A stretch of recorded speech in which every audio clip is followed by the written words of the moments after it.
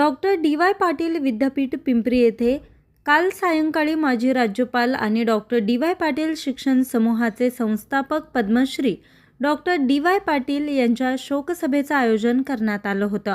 या प्रसंगी विविध क्षेत्रातील मान्यवरांनी उपस्थित राहून पाटील परिवाराचं सांत्वन केलं व दिवंगत आत्म्यास भावपूर्ण श्रद्धांजली अर्पण केली. Padmashri doctor DY. पाटील दादांच्या निधनानं शिक्षण विश्वावर तीव्र शोककळा पसरली असून एका महान युगाचा अंत झाला.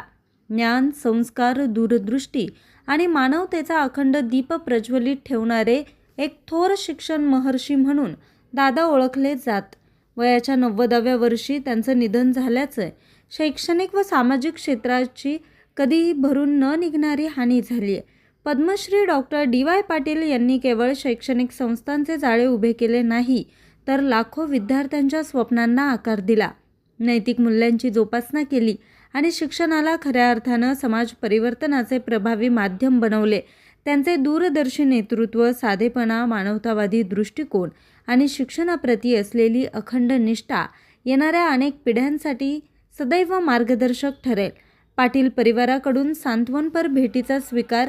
याप्रसंगी डॉक्टर डी.वाय. पाटील विद्यापीठाचे कुलपती doctor P D. Patil, doctor DY. Patil विद्यापीठाच्या प्रकुलपती व ज्ञानप्रसाद ग्लोबल युनिव्हर्सिटीच्या कुलपती व अध्यक्षा डॉक्टर सौभाग्यवती Bhagyashree P. Patil, DY. Patil education society कोल्हापूरचे कुलपती व अध्यक्ष doctor Sanjay D. Patil, DY. Patil education सोसायटीचे उपाध्यक्ष आमदार सतेज डी. पाटील, ज्ञानप्रसाद ग्लोबल युनिव्हर्सिटीचे प्रकुलपती व डॉक्टर डी.वाय. पाटील युनिटेक सोसायटीचे सचिव doctor Somnath P. Patil, doctor DY. Patil विद्यापीठाच्या प्रकुलगुरू व डॉक्टर डी.वाय. पाटील विद्यापीठ सोसायटीच्या सचिव डॉक्टर सौ स्मिता जाधव, डॉक्टर डी.वाय. पाटील विद्यापीठ सोसायटी पुणेचे विश्वस्त व खजिनदार डॉक्टर यशराज पी. पाटील यांसह पाटील परिवारातील सदस्यांनी उपस्थितांच्या सांत्वनपर भेटीचा स्वीकार केला.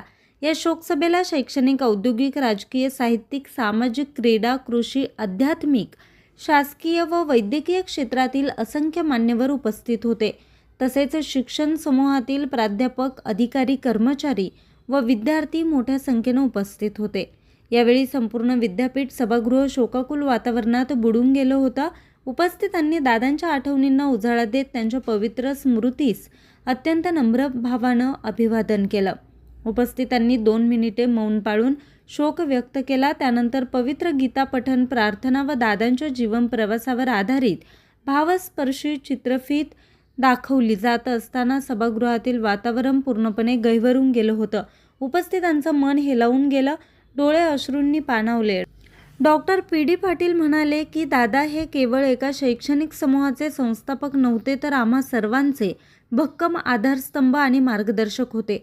शिक्षणातून समाज विकास हा त्यांनी दिलेला मंत्र आणि त्यांनी जपलेली मूल्य हीच आमची खरी पुंजी आहे. त्यांनी उभारलेला ज्ञानाचा वटवृक्ष असाच बहरत ठेवणं आणि त्यांनी दाखवलेल्या मार्गावर निष्ठेनं चालणं ही त्यांना दिलेली खरी भावपूर्ण श्रद्धांजली ठरेल. यावेळी डॉक्टर भाग्यश्री पी. पाटील म्हणाल्यात की दादांचं संपूर्ण आयुष्य हे मानवता, वात्सल्य आणि निरंतर सेवेचं प्रतीक होतं. समाजातील शेवटच्या घटकापर्यंत शिक्षणाची गंगा पोहोचवावी ही त्यांची धडपड असायची. त्यांची तीच दूरदृष्टी, साधेपणा आणि आपुलकी आजही आपल्या सर्वांच्या मनात जिवंत आहे. दादांचे विचार, त्यांचे आशीर्वाद कायम आपल्या पाठीशी राहतील. बातमी संकलन नितीन कांबळे, मुख्य संपादक, आज 24 तास, पुणे.